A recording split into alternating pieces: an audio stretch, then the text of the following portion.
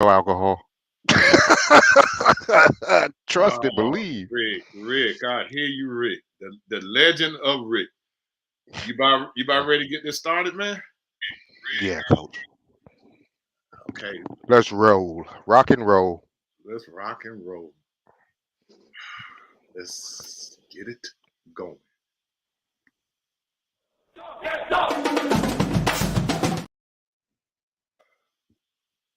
Yeah, maybe we're not quite ready. Every now and then we get a false alarm. Rewind. I'm gonna say rewind. That was something we used to do all the time there. If it didn't come out right, rewind it. Wasn't it so great? Rewind it. Rewind it so you know what they said. What did they say on that? Rewind that again. Like the old days, probably before your time when they 8-track, you couldn't rewind that. You had to sit there and wait till it played and come all the way over again for a Now, replay. I remember I never owned an 8 track, but I had my uncles did, so I used to ride with them all the time. Listening to Sly and the Family Stone.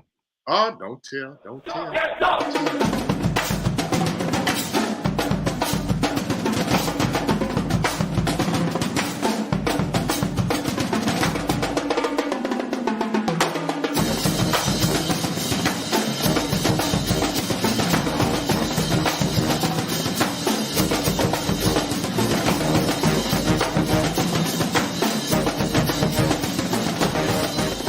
Like us on Facebook. I liked it on Facebook. Follow us on Twitter.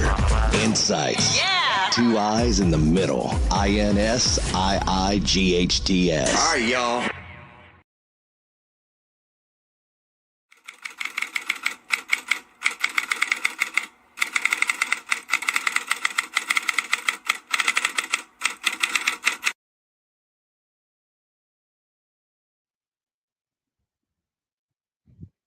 All right, y'all.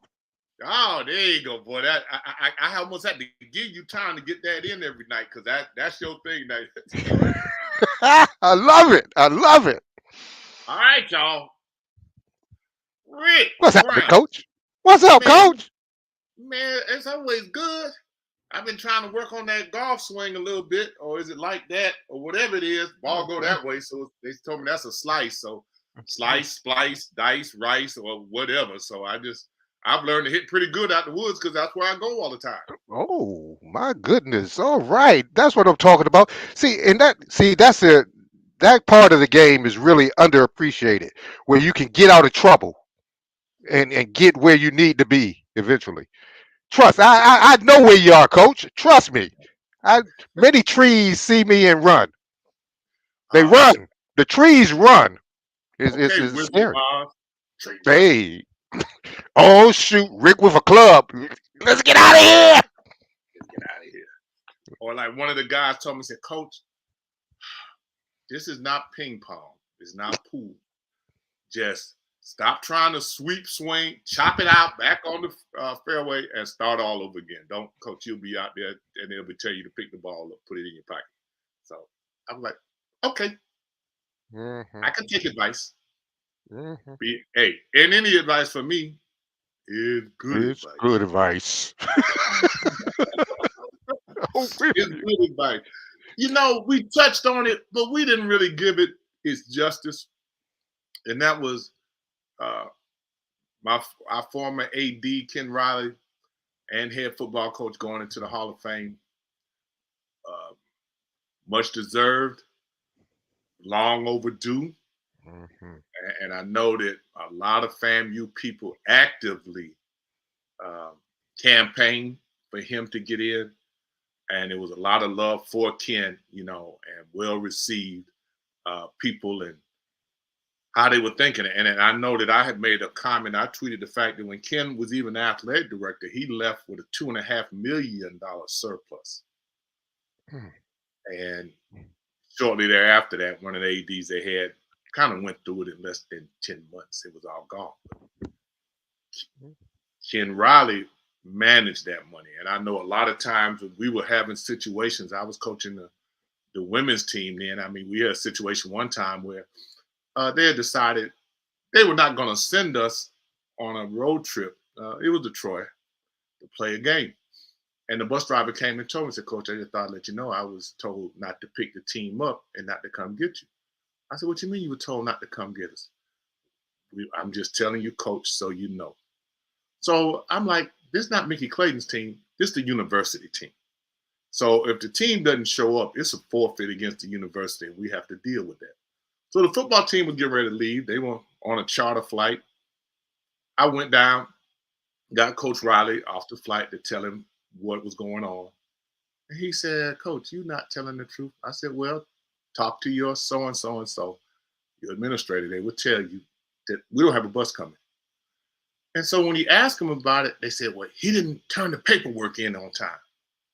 So Coach said, when was the paperwork due? She said, July 1st. He said, this is November. He said, Mickey, when did you turn the paperwork in? So I am the secretary. I said, it was after July 1st. It was about a week or two after. He said, send the bus over there to pick the team up. This just don't make any sense. Wow. But he was a guy that wanted to stay and did stay on the side of being right. That was just him. Mm-hmm. And I have somewhere up here in our footage and we talk about all the time with Dr. Humphreys, he said that having a trustworthy athletic director is key for any university president. And so I said, why is that? He said, because you have to have somebody that you trust, because there's so many ways that money can disappear and there's a lot of corruption. He said, he said, I could sleep at night with Ken Riley as my athletic director. Wow. He said, now, if something happens, it won't be because Ken was behind it. It was an error that happened, but I could sleep at night when Ken was my AD. And I just always thought that was a significant comment for a university president to make about their athletic director and to tell you about the character of Ken Riley. Indeed. Heck of a guy.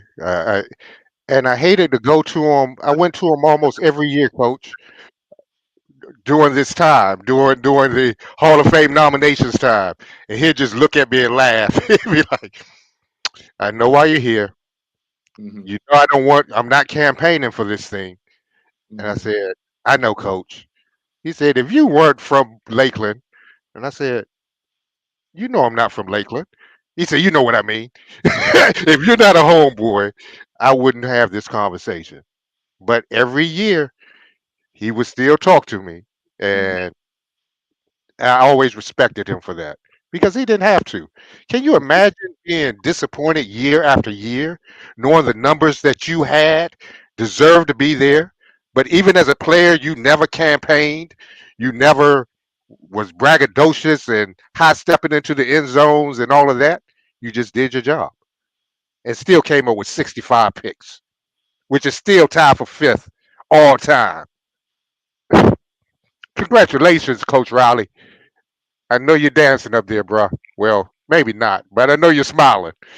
I was gonna So say this Ken Riley now. If he's doing a dance, that'll be something. That hey, no, I would not be surprised. They call it climate control.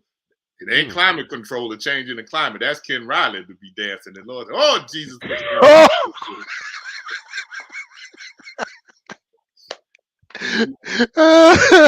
And everyone who knows Coach Riley, they are laughing too, because you know that's right. That's all right. He's so laid back, and that's during a time when they wasn't even passing like they're passing now. You know? And he was not a defensive back by trade. He learned the game. He was a quarterback at a time when they didn't think we had the wherewithal, Rhodes Scholar winner or not, but that he had the wherewithal, or we had the wherewithal to be quarterbacks. Now the debate is on. The quarterbacks are running backs. I heard him arguing about Lamar Jackson today, that he wasn't a quarterback, that he was really a running back, and they made him a quarterback. And in the argument on social media was, he was a Heisman Trophy winner at Louisville. And they talked about his touchdown passes and his interception ratio. And the guy was still arguing the fact that he was a running back. And they said, no. But if you look, he said the quarterbacks today are very mobile. The game has changed. And he started naming the mobile quarterbacks, most of whom were black. But I did hear him call your boy in Buffalo, Josh Allen. as a running quarterback and being mobile, Mm-hmm. But they were, and even now the fight with Lamar is about him, being his own agent or his mom representing him and all of that. So, I mean, he's keeping the money in the family, but they're saying because he doesn't have good representation, that's why he's in the situation that he's in. No, he would have been in that situation anyway. One, because he is black, and two, I mean, they don't do. Look what they did to Kirk Cousins. I mean, he got franchise tagged twice, but then he made $90-some million contract. So a franchise tag isn't bad necessarily because you get guaranteed money. Right. Top 5 guaranteed. Yeah, that's not bad. That's not bad. And then they're blaming the Browns because they messed up the market with the guaranteed money that they gave Deshaun. But we talked about that when it happened. That was one of the reasons a lot of NFL owners were mad with him because they knew there was some quarterbacks coming out that were going to want more than what Deshaun got, and they wanted it guaranteed. And the key to having guaranteed money is that you have to be able to put that money up in escrow when they sign a contract. And that everybody didn't have the money to put it up in escrow like the Browns owner Jimmy Haslam did. So right now they're talking about possibly trading Lamar Jackson.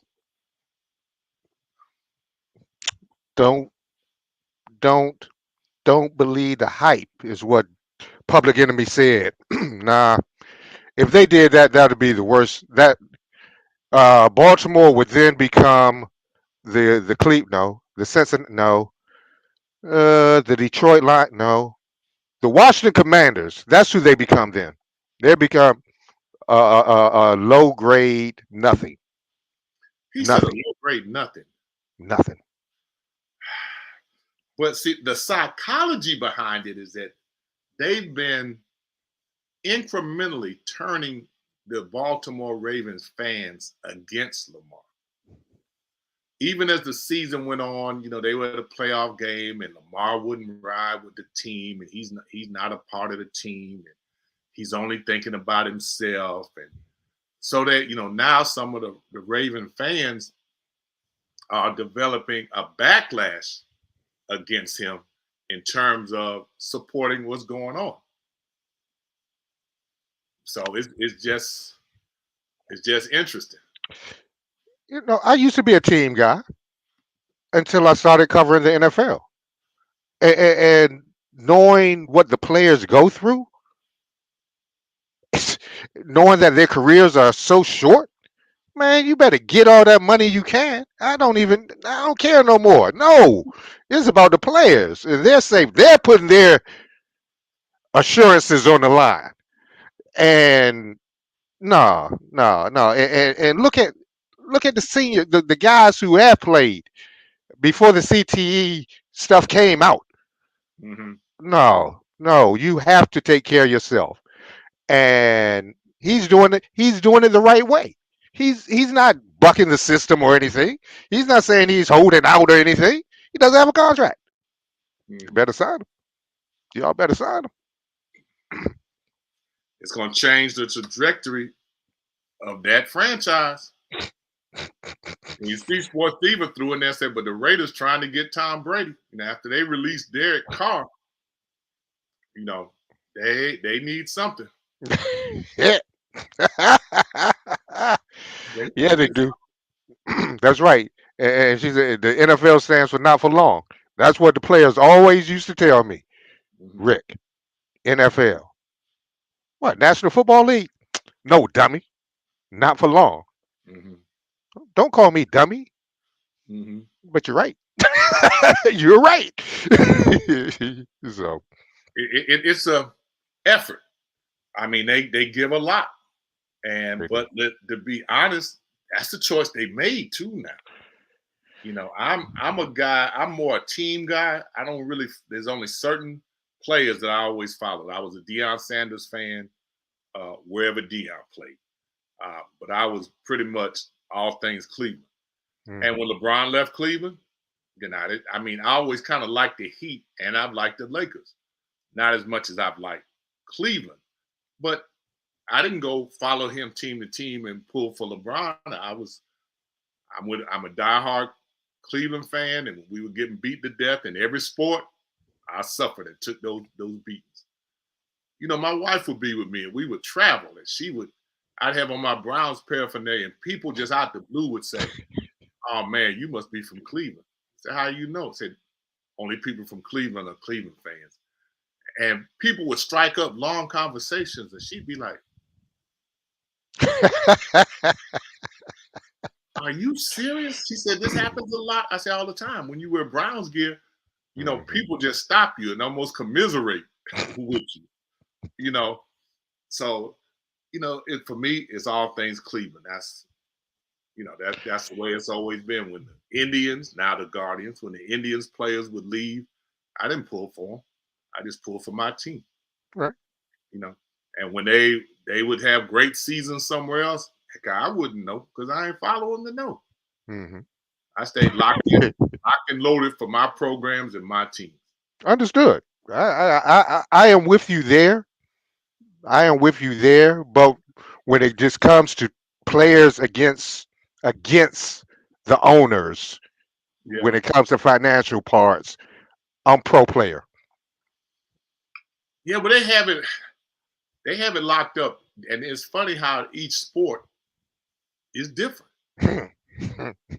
You know, and they say all the time that they wish the Browns owner was the Indians owner because he would write a check no matter what, you know, for success. And certain teams, you know, they have that a hard salary cap. Yeah. You know, and the NBA with their penalty tax, I mean, they have a penalty tax, but that isn't as bad as the repeater tax. You can go over, but if you go over a certain number of years, man, that thing is punishable by death almost. The way they impose that fine. So not an arm or a leg, death. Oh yeah, it's ugly. Mm-hmm. Who has the best All-Star game? It Baseball. don't take that much thought. It don't take Baseball. Baseball. Baseball. Hands down. Football used to be cool. I used to love the Pro Bowl. I used to like the NBA. I used to like the NBA All-Star game. Now is this. I had to turn it off. I turned it off, Coach. I don't think I've ever turned off an NBA All-Star game before. But when It I was asked the question, why did you go through all this? because I had to think about where was hockey in this. I had to think about hockey. Oh, I don't even think about hockey, so See, I'm a hockey fan. See, see, I'm a fan. So I really had to think about hockey. Well, I have to agree with you. And Sports Diva chimes in with baseball. Mm-hmm. Out of the sports, baseball is the most painful for me to watch on television. I mean, it's painful to watch it. I can do it in person because there's so many things in the stadium that occupy your attention in between pitches and innings and everything. But it's hard. It's painful to watch it on television because you absolutely go to sleep. And I've been to a couple NBA All-Star games. You know, I've been to a couple of them. And everything around it, I mean, I've been in San Antonio, I've been in Miami, Cleveland, I've been a couple of places, and all of the events and ancillary things are really, really great. Mm-hmm. I mean, and I really enjoy that. But the NFL has lost everything. See, I was never a Pro Bowl fan because it was like watching flag football. And it's denigrated now to dodgeball, softball. I mean, and I don't even watch it, you know. So I loved the basketball, but it's denigrated. The dunk contest, when they had people in there that really wanted to prove that they were the best. Mhm. I mean, you had some guys in there in the dunk contest back in the day that was the ancillary event that you wanted to go to if you didn't even make it to the game. I mean, you'd want to go to the dunk contest. But I mean, I didn't even watch the dunk contest. I was like, oh, the dunk contest? Until the next day. Okay. Then I got on and paid attention. Rick, you got somebody there? You hadn't seen it. Whoa! Happy New Year, Dr. Miller. Hey. Oh, you liable not to speak again now. Hmm? Even sports diva. Hey, Dr. Miller. What you say? Oh, there goes one of my wife's favorite people, Spud Webb. My wife, Wow. 4'11". I can't say that too loud. She'll come around the corner. I'm 5 feet. That was her hero, Spud Webb. But that boy put on a dunk contest. When I saw that doggone thing, boy, ooh, that boy he did some stuff. Yes, he did. Yes, he did. Spud Webb is the one who got me thinking, wow, at 5'8", you can really dunk? It got me really pumped up and continue my journey. But this dunk contest, coach, surprised me because I was iffy about it, and then I watched it, and I was like, whoa. And I had seen Mac before because Mac played with Georgetown for a couple years, so I knew he could go. But they bought it. They bought it, and I was happy. Like you said, though, I would love to see some of the Ja Morants and your boy from New Orleans now, Zion, if he doesn't get hurt. I would love to see the big boys or the young guns say, "Hey, let's go. I'm gonna show you." I mean, heck, Jordan, Kobe, Dominique, they all played and did it. Mm-hmm. It didn't hurt them. Mm-hmm. But see, the slam dunk contest is really synonymous with the NBA All-Star game. They both suck. And the game, I mean, you're looking at people take the ball out of bounds, throw it the length of the floor because nobody's getting back, and they'll dunk or what. And they had some percentage that 97% of the shots were either three-point shots, layups, or dunks. And there was no defense played. I think LeBron got mad and ran somebody down and blocked a layup attempt. But it was no defense played. As one of the guys said, you get the best players in the world and you play a pickup game. Who wouldn't want to see that? I mean, you see the guys playing during the summer against each other. It's not even token defense. Mm-mm. It's no defense. Mm-mm. It's none. So I mean, I don't even understand what that's all about. I really don't. For the They money think that they're putting on a show. They think they're putting on a show for the fans, but true fans want to see the best players compete against one another. And I hate being that guy who says, well, back in the day, I remember when I hate saying that, but I do. I do. The one All-Star game I went to was Magic's last All-Star game, Magic Johnson's. oh, you were at that one. Yeah, in Orlando. And man, Is that the one when he sat out because of COVID and they still voted him onto the All-Star game and he ended up winning the MVP and they had a shootout at the end with him and Isaiah or somebody? yes. He couldn't play he November 7th, 91. He came down. He said he had HIV, made the announcement, didn't play, still voted into the All-Star game. People were scared in the beginning to check him. And until Dennis Rodman said, man, here. And Dennis bodied him up. And Magic said, okay, let's go. And from then on, everybody said, let's play. And at the end, Isaiah went at Magic. I said, all right, come here. And Magic threw a little baby hook from like 27 feet. Swish. Man, I was just like, I was a young reporter.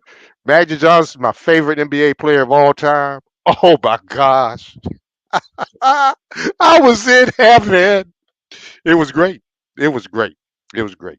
And that would be, man, that's a memorable one. I saw it on TV, but it doesn't compare to being there in person. I already know that for a fact. That's something that you will carry with you forever. And see, the only semblance of defense played was when the two Celtics players went at each other. Yes. Yes. Yes. And everybody gladly got out the way. I mean, and let them kind of go at each other. And that was the only semblance of defense played at all in the whole game. A guy who you know was a little special anyway, he's the triangle you try to fit in a circle, was Kyrie Irving, who got mad because he told them they needed to step it up and play some defense. Go figure, right? Right. They probably looking at him like, yeah, he's weird anyway. Don't listen to him. But did you hear that the rumor now is that they're going to sign Kyrie and Anthony Davis to extended contracts, and Dallas and the Lakers are going to trade them when the season's over. And they say that Anthony Davis would be the perfect partner to pair with Luka Doncic. And LeBron is the only one who could halfway handle Kyrie. But then what is he going to do when he misses 25 games? I don't have an answer to that. No, I'm just thinking as a Laker fan, I don't like that move. Well, Anthony Davis misses that many. He does. He does. He does. He does. I just they need to blow. We need to blow up the Lakers and start anew. They're about to self-implode anyway. But we had a major basketball game last night, the trilogy between McClay and Florida High. McClay had beaten Florida High twice in the regular season, in the district championship. Florida High hadn't beaten them since last year in the regional semifinals when they beat McClay by about 25. Last night's game wasn't as close as the score indicated. The score was Florida High 63, McClay 41. And the game wasn't that close. McClay jumped out to an early 8-2 lead in the first minute and a half, and the bottom fell out. McClay didn't score another shot from the floor until it was about 3:15 left in the second quarter. Florida High picked it up on defense. Physically on defense, wouldn't give them space to breathe, and actually kind of intimidated McClay. And McClay looked like they had forgotten how to beat Florida High. And it's hard to beat somebody 3 times in a season. It's hard, especially all 3 times on their floor. Coach Ward had them ready to go.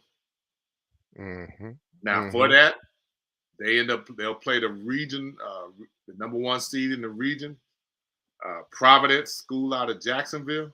They're 27-2. There's a team, the last team that beat McClay was Episcopal out of Jacksonville. That was the last team to beat McClay, but the school out of Jacksonville beat them 98-43. They've been rolling the last 3 games. Florida State gonna have their hands full going up against them. But you know, Coach, and I watched that game, and the 23-1 run between the first and second quarters. McClay only scoring 1 field goal in the second quarter, 8 total points. That defense, it reminded me of Georgetown's full court press or Arkansas's what they call 40 minutes of hell. That's what they defense, call it. Mm-hmm. no open shots. I mean, they were. It was I was just like, where was this? I haven't seen them play defense like this before. Since Coach Ward, last year on their run to the state championship, that's the way they play defense. and I was about to say, Coach Ward said last week that loss to McClay had came at a good time. He He said was able to refocus them, get them right back where he needed them, right back in the pocket. I think this game against Providence is going to be good. I think this game, whoever wins that game will win state. I'm calling it now. he said this is a And I'm state not, championship game yeah, on Friday. Yeah. it is. For the regional finals, is a state championship game. And I'm not, it would not surprise me if Florida High wins again. I think they're that dialed in now. And well, they surely were, and we know that they're capable of playing defense like that for an extended period of time. And how about the time when they were going left to right, and Anthony Robinson dribbled through the man-to-man pressure, went to the hole. He had cupped the ball. He didn't. He had it cupped in his hand. Bam! Oh, he turned the gym out on that one. That was kind of unexpected. I think he's going to be a nice guard at Missouri. It was not, that was a game. It was a team effort, but I'm still going crazy over that defense. It was the turnovers and the second shots, everything, all the fundamental things that coaches like yourself say you must do to win a basketball game or not to lose a basketball game. McClay just wasn't. They couldn't get an open shot. They were forced shots. They couldn't get a rebound after they would make a stop. They couldn't get a rebound. But like one they got like 3 or 4 shots at the basket multiple times. Not just one time, multiple times. And the second shot, you think, yeah, that might go in. But the third shot, yeah, all right. Y'all just gave up a basket. Right. And they did this while they were dialed in last night. That was I was in awe. I was in awe because that was the best I've seen them play. And McClay had an excellent season. They finished 24-4. They beat the defending state champs twice. It is just from a coach's viewpoint. And we said it when we talked to Charlie. I'd much rather be the person that has lost 2 in a row for that third game than the one that's won 2 in a row. Because it's hard to get your team mentally ready to beat somebody 3 times in a row. And when they've beaten you twice by the closeness of each one of those games being instant classics, that team is tired of hearing about McClay. They're tired of hearing that in their ear every day, in practice, out of practice, walking to class, texts you get. No, they're tired of hearing that. People messing with them. Man, last night they were chanting from the stands. The third quarter, the fans started leaving, and they said, "Where y'all going? Game ain't over." Oh, my bad. It is over. We need to blow them out of here. What's running time? What's the running time? They ain't on running clock yet. And I was like, wow.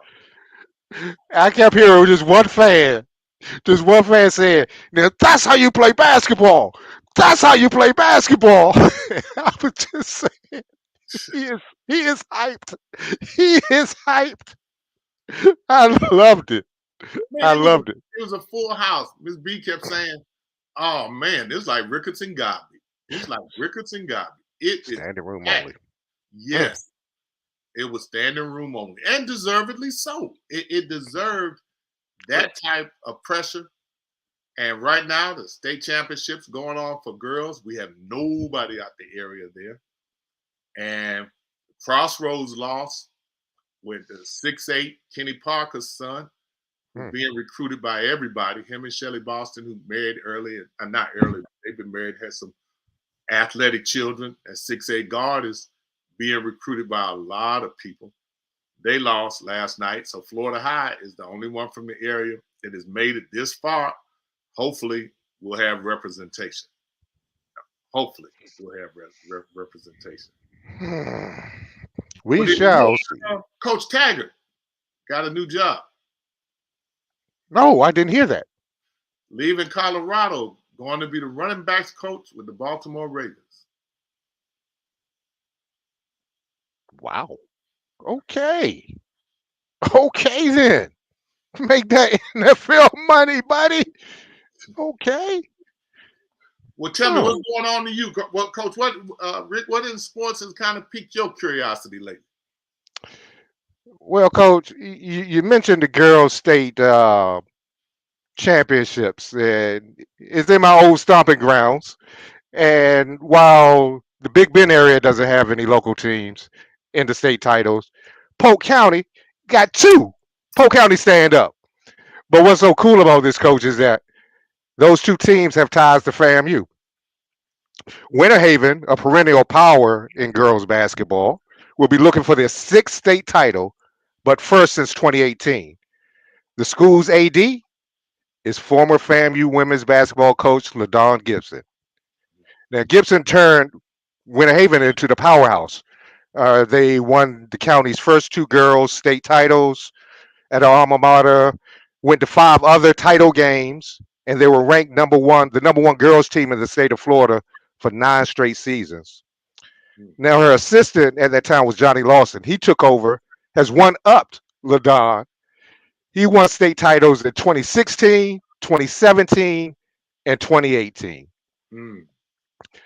The other program that's there is Lakeland Lake Gibson, and they're led by FAMU Sports Hall of Famer and former women's basketball player Antonia Bennett. Bennett. Yeah. Now, prior to her, what you say, Coach? I said she played for LaDon. Ah, you took my glory. Yes, yes, he did.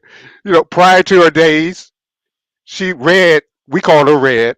She played at Lake Gibson, and she led them to two district titles. And at FAM, she won MEAC Rookie of the Year, first team All MEAC 2 seasons, and won MEAC Player of the Year her senior season. And now she's leading her alma mater coach to his first ever state tournament appearance. Wow. And as you said, she played under LaDon, which brings it all together. So congratulations to Winter Haven and Lake Gibson, and good luck. Oh man, that's a good point there. We always thought a lot of LaDon, and I always thought that she had those organizational skills and ability to communicate with people, that she would be a great sports administrator. And so that does not come as a surprise to me, that she has gone back and that she's doing as well as she's doing. Congratulations. I love this. That's my girl, Dr. Miller. She said, what are your thoughts on Eric Bieniemy going to the Commanders? Rick, you can go first on that. Okay. I think he had to make a move because what he was doing wasn't working. I mean, you lead a team to 5 straight division titles and in the Super Bowl 3 years, win it twice, and you still don't get a shot. And I think everyone is saying he was riding the coattails of Andy Reid. So with Washington, he'll be able to basically map the whole offense out. I mean, it's going to be his offense. Whatever they do is all his, from calling the plays to whatever they run. So if they have success, it won't be any excuse except they don't like him or he's a bad interview or something. But other than that, so I think he had to make the move away from Kansas City or away from Andy Reid. And with his title, associate head coach, maybe he's in line to take in after Rivera leaves. We'll see. I think there's a lot of layers to that, Dr. Miller. The story goes, the scuttlebutt goes, or so we hear, is that there's people that have spoken against Eric. Some of the players and things that they've said about him that have hurt him in terms of getting the job that he at least, a lot of us feel he's has earned the opportunity to get. And he may have had to make that move, but it's a drastic move because he goes to a program, even though I have a lot of respect for Ron Rivera, and he's kept the program a little bit afloat, what little bit they do correct. But he has nobody over there to be able to run what he wants to run. He won't be able to implement any of what he wants to do over there based on the talent and not having a quarterback. You go from Patrick Mahomes to Mickey Clayton at quarterback. And Rick Brown is his backup. Yeah. Rick Brown is number one receiver. You know, and that's just a rough situation. Now, the positive in that is anything is an upgrade, but if he doesn't do well, it's gonna come back on him. It's gonna come back on him. So Hard. I appreciate the question, Chiquita, and congratulations, Kansas City Chiefs, #1 fan. Chiefs. Congratulations. It's just real hard for me to see you in the stands doing this.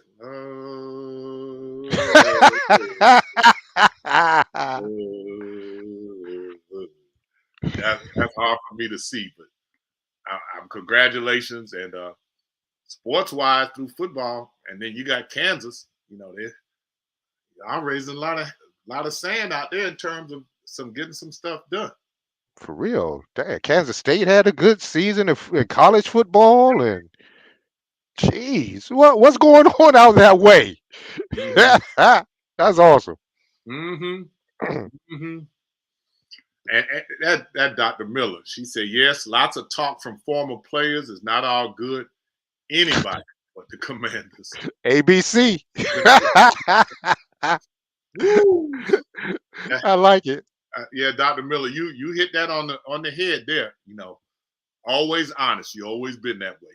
I love the fact that you always shared your opinion, because again, it was your opinion.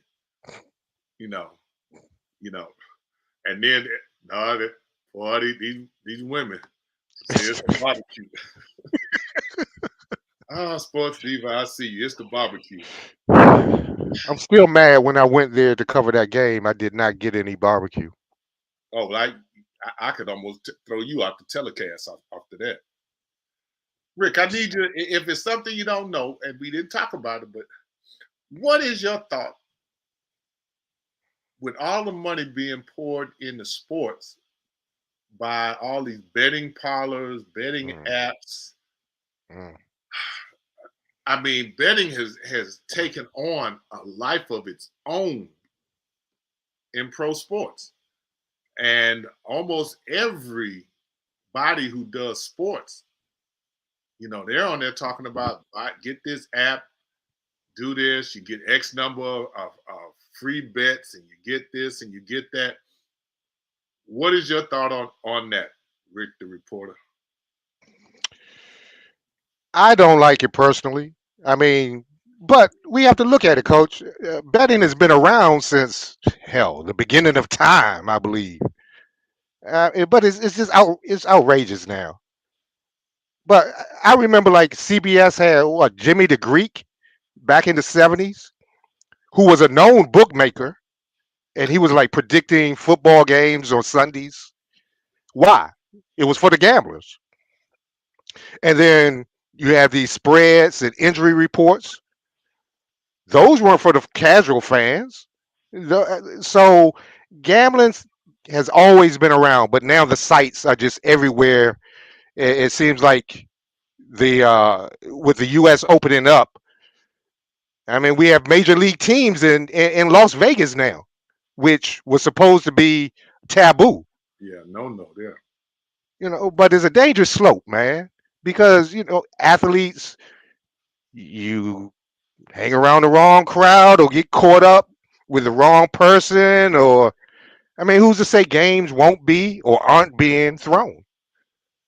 And while that's always been a little problem, back in the early 1900s, the Chicago Black Sox, the Pete baseball Rose. thing, Pete Rose, the NBA referee, Tim Donaghy. I mean, now, I mean, we all do it though. I mean, we've from the pools that you play in, Super Bowl pools, or the fantasy leagues and all of that. But the players, if they get their hands on players, the right players, Hmm. it could it could be devastating, and it's a dangerous slope that I think the leagues have sold themselves to the devil in that aspect. I agree with you. Sports Divas say they found a way to profit off of sports betting, Hmm.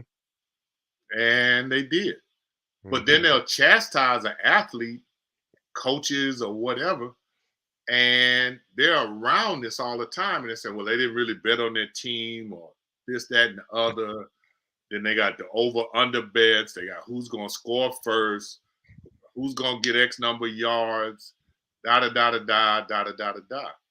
And at the end of the day, anytime they have set aside a large amount of money for people with gambling issues and gambling problems, Hmm. they know going into that there's some addictions that come from gambling. But it's okay because we're going to give a certain percentage back to Gamblers Anonymous or call 1-800 da da da da da.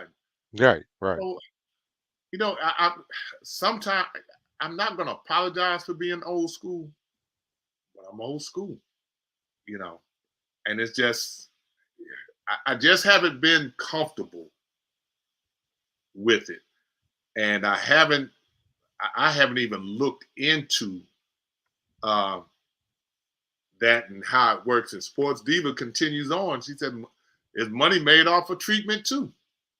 Mm, They mm. get you addicted That's to right. something, then they make money off of the fact that you go get the treatment." So, that's a good point there, That Sports Diva. is You know, that's a good strong. point.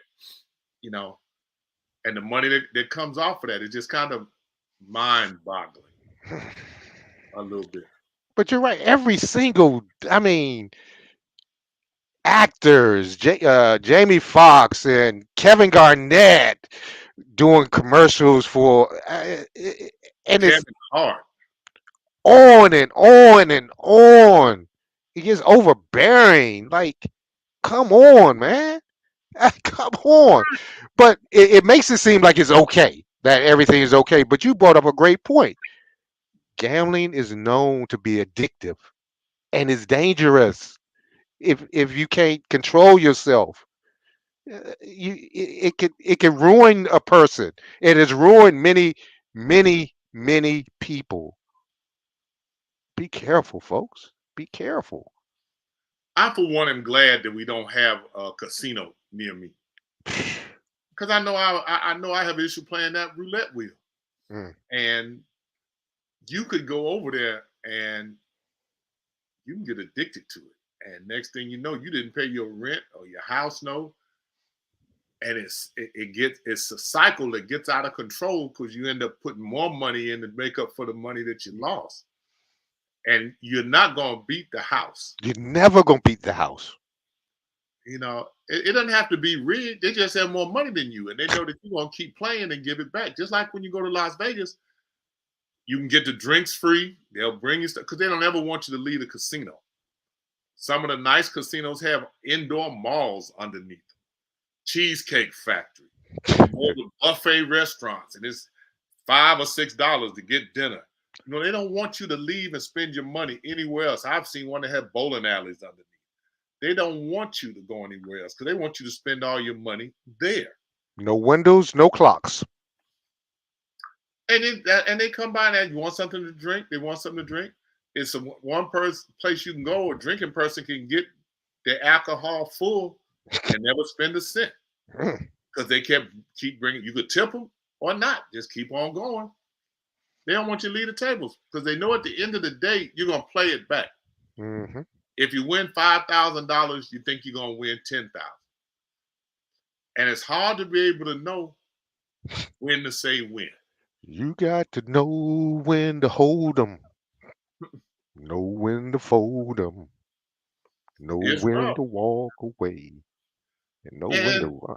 we said we were going to discuss real quick. Say, basketball is getting ready to come to a peak. High school seasons are coming to an end. We're a week away from March. It'll be March Madness conference tournaments starting. And they're talking now about expanding the NCAA tournament.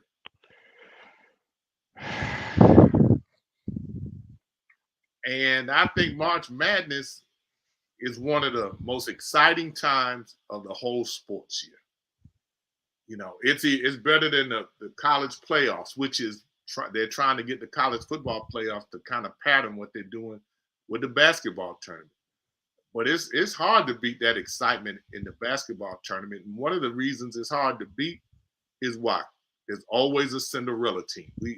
Every year there's a Cinderella team in every tournament, and the nation gets behind that Cinderella team. Yep. And it's always somebody that you least expect. And that's the weekend out of the year. The first weekend was always the one when I would never, whatever job I had, I wasn't there. I mean, I'd have at that time, they didn't show them all like that. So we'd have different games on different TVs, and the black colleges always played at 10 o'clock in the morning or 11 o'clock at night. So we were wishing to see that 16 seed because we were always 16 seed. Always. If we got to the 15 seed, then we were gonna create a problem for somebody. But it was just always that game, and somebody, hey man, you need to turn to such and such a channel. Man, that's a heck of a game. And you say, yeah, I got it on because you got 3 TVs. All of them hooked up. I got a TV with picture in it. Man, I will use this TV for nothing because I can watch 2 games on it. They don't even make picture TVs anymore. Awesome. You're so right. I mean, in junior high school, never forget this. I used to be able to get out of class and find the one coach who had either Georgetown or Maryland on during school. And then from junior high all the way through high school, I'll always be able to see them play if they played during school time because someone would have it on and I could always get out of class. And it was oh my gosh, you're right. Just that first weekend, all the upsets. And the 12s, one thing is certain, the 112 seed is going to beat a 5 seed. Mm-hmm. It happens every year. Mm-hmm. And you love it. And the one year that it was down here in Tampa, 4 12 seeds beat number 5 seeds here. Now the regions were different. It was wild. Like one was the West region, and then one was the South, and like how y'all have 2 different regions in one place? But hey, whatever, because it had hellified games. Now, I didn't leave that arena to after 1 o'clock, but it was wonderful. It was great seeing those upsets in the crowd, and then if you're a fan, being able to get tickets the next time from the losing teams who are leaving. I mean, but it's great.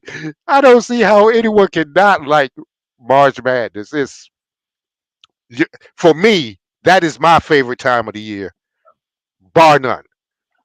Bar none. And the first weekend, unless Georgetown or Maryland, which hasn't been there since early 2000s, are making a run. First weekend is my thing.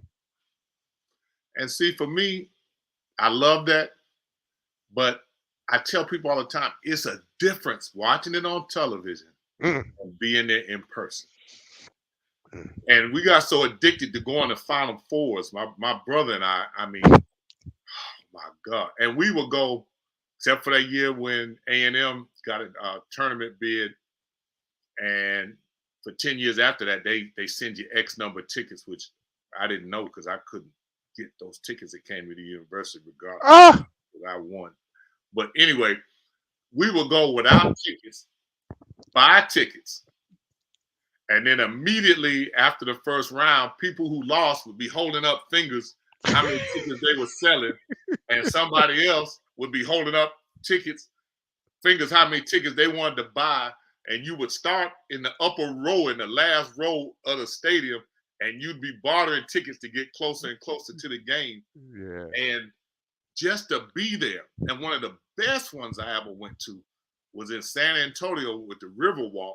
And you'd have schools on each side of the river talking stuff back and forth across the river. And the game is at the Alamo Dome in downtown San Antonio. And everybody's out the hotels walking in the street in mass to the game. And you just have chill bumps like going to it. And it was like, this is just, it's a great experience. And in Atlanta, it was like that. But in Atlanta, it was like that. And you could go around downtown and they would have all the vendors set up.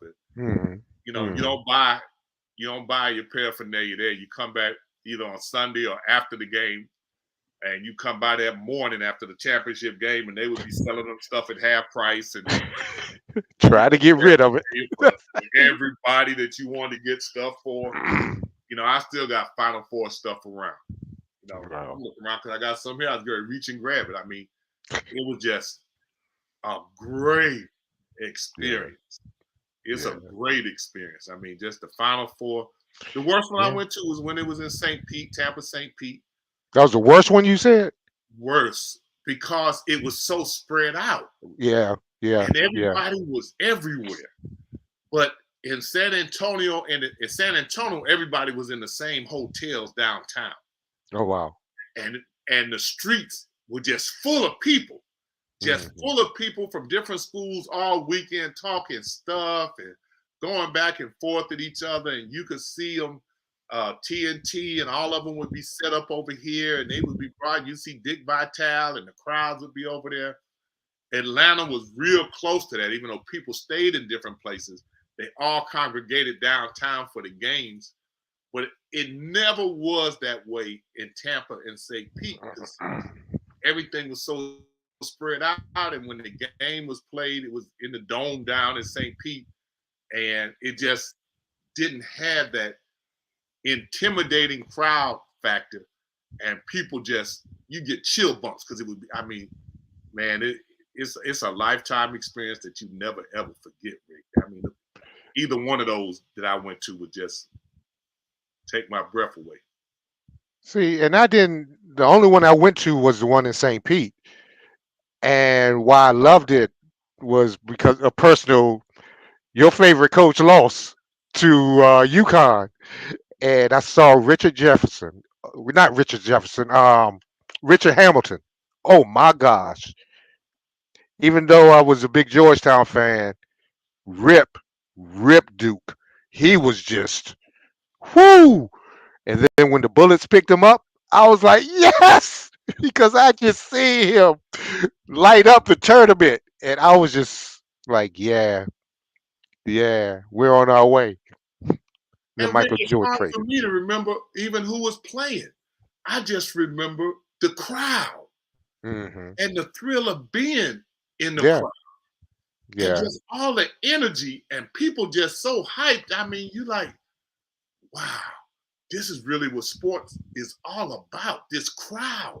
Yeah. And I was just into coming out, being in the crowd. Like when we won the tournament, the MEAC went and played against Duke in Charlotte and came out and the place was just packed. All those North Carolina people and sitting in front of us in that whole section was nothing but orange and green. And those people cut a fool in there. I had never seen people do the wave going up and down the bleachers, not around, but the FAMU people were going all the way up. Then they do the wave coming down. Then they go back up. Then they come back down. And my deceased assistant coach Ralph Coleman would say, "Man, look at them black people having a good time over there." You know, it was just a special time, boy. And I remember when we came out for the second game, and the Duke fans stood up and gave us a standing ovation for what our team had accomplished that year, starting off 0-9 and being seeded like 9th or 10th in the conference, winning 4 games in 5 days and advancing to play Duke. I mean, they gave us a standing ovation. I still get chill bumps. I mean, and the FAMU fans were going crazy because Duke didn't break 100 on us. So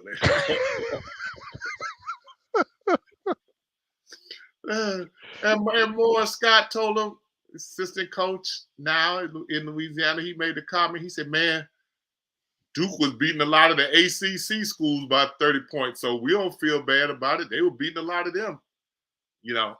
So we're not bad. Off that team, they had 6 or 7 guys go to the NBA off that team. And so, as Sports Divas say, March Madness is right around the corner. It's almost there, Rick. Yes. And thank goodness this show is on Tuesdays. I mean on Wednesday. Because if it was on a Thursday, coach.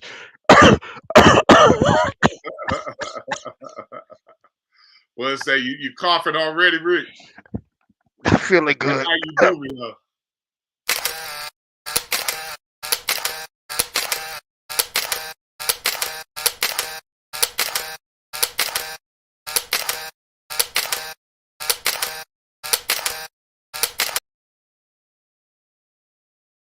For many years, whenever you saw this face, you knew it must be a big NFL game. On today's Remembering the Legends, we shine the spotlight on longtime NFL sideline reporter and Florida A&M alumnus Pam Oliver. Pamela D. Oliver was born in Dallas, but raised in Niceville, Florida, where she played basketball, tennis, and ran track for Niceville High. She went on to attend FAMU, where she became an AIAW All-American in the 400 meters and mile relay, and was part of the first FAMU women's track team to win an AIAW national champion. While sports has always been her passion, Oliver started her career as a news reporter in Albany, Georgia.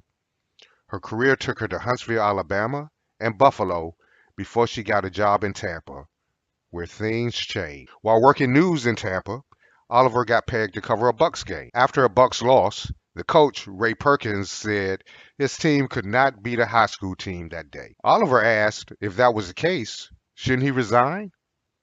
That became the story and got people wondering, who was this Pam Oliver? You see, she's never been afraid to ask the hard question. Georgetown, with legendary and intimidating to many college basketball coach John Thompson, was known for playing a soft schedule prior to college play. I remember I was just starting as a reporter at the Ledger when the Hoyas came to Tampa Bay to play BCU, and after beating BCU by a lot, Oliver asked Thompson, why is a program like Georgetown playing a lower level opponent like BCU? With his booming voice, Thompson told Oliver that Cookman was a Division I program like his own. How can we give to the United Negro College Fund on Saturday and not play the same school on Sunday? He ended by saying something to the effect like, do I make myself clear, or do you understand now? But Oliver wasn't deterred, and people noted. She was hired by ESPN and later Fox Sports, where she worked as a sideline reporter for the number 1 or Game of the Week crew with Pat Summerall and John Madden. Her knowledge and professionalism earned her the respect of most during her more than a quarter of a century time on the NFL sidelines, where she remains today. She's hurdled through many obstacles, from crippling migraines to the absurd criticism of her hair, but handling each with the grace and elegance of a queen. Her work has helped open the doors for numerous others, from Erin Andrews, who is now the top sideline reporter at Fox, to the Tiffany Greens and Christina Pinks of the broadcast world. As a result, Oliver has been honored by many. FAMU dedicated the Pamela D. Oliver Production Hall, where the student broadcast production studios and edit suites are located. She was honored with the Atlanta Women in Sports Lifetime Achievement Award, a Gracie Award by the Alliance for Women in Media. Also, WISE, Women in Sports and Events, honored Oliver with one of its Women of the Year designation. She is in the FAMU Sports Hall of Fame for track and field, and last year was inducted into the Florida Sports Hall of Fame as a broadcaster. Whether it is inspiring the next generation of journalists or asking the questions people really want to know but are afraid to ask, Pam Oliver continues to set the standard. That is what makes her a legend.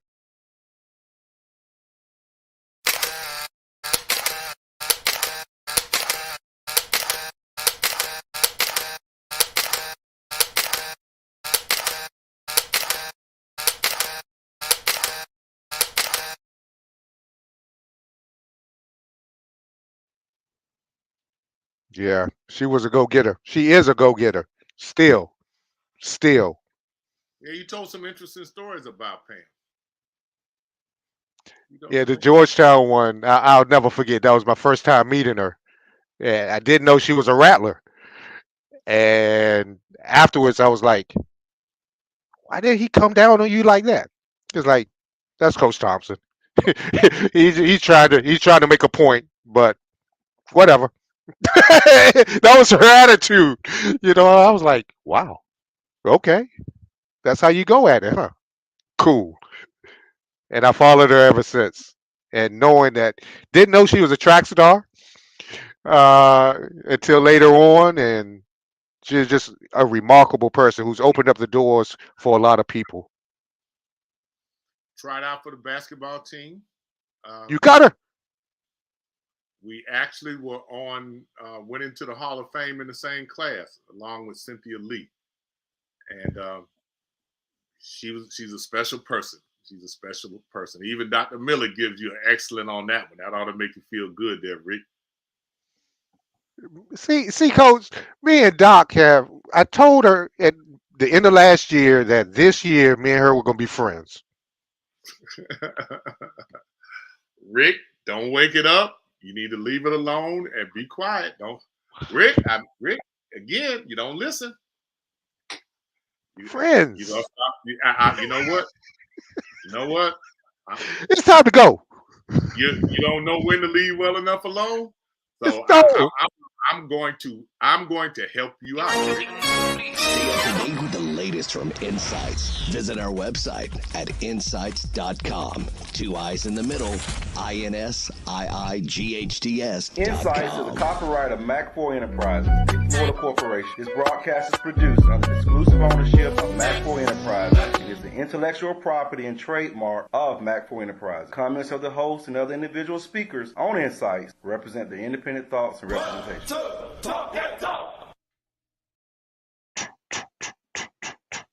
Talk that talk. Rick, I try to help you out. See, Sports Diva say, good one, Rick. Thank you, Diva. I tried to get you out before you hung yourself. Until next, Coach is an instigator. I haven't done anything wrong. Good night, folks. Until next time.